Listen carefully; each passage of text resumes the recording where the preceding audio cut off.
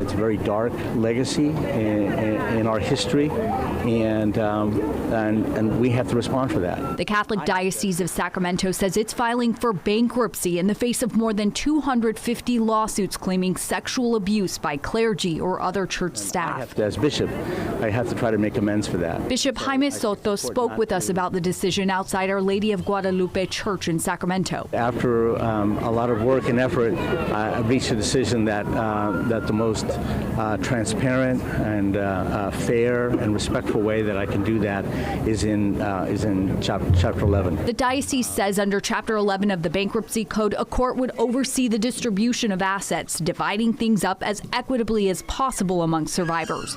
Otherwise, the diocese says funds would just be exhausted with the first cases that go to trial, leaving the rest of the survivors with nothing.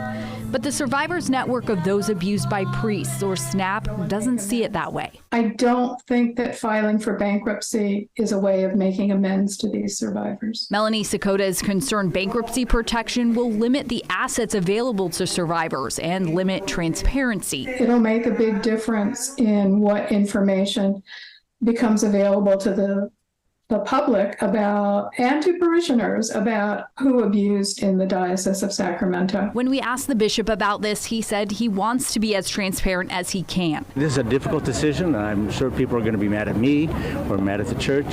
And there will be some people who try to blame the victims or blame the attorneys. Bishop Soto is calling on the Catholic community to pray for the survivors, saying it's the sickening sin of sexual abuse and the failure of church leadership to address it appropriately that led to this point. The Diocese of Sacramento says there are so many claims right now because of a 2020 California law. So that law created a 3-year window for adult victims who were abused as minors to file civil lawsuits when they otherwise wouldn't have been able to do that because they happened so long ago. So the diocese says about 80% of these cases actually involve allegations that date back to the 1980s or earlier.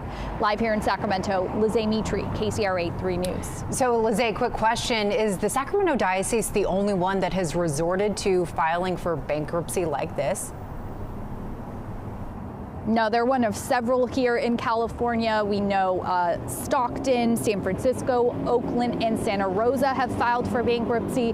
And we know the Diocese of San Diego had also said it intended to do the same.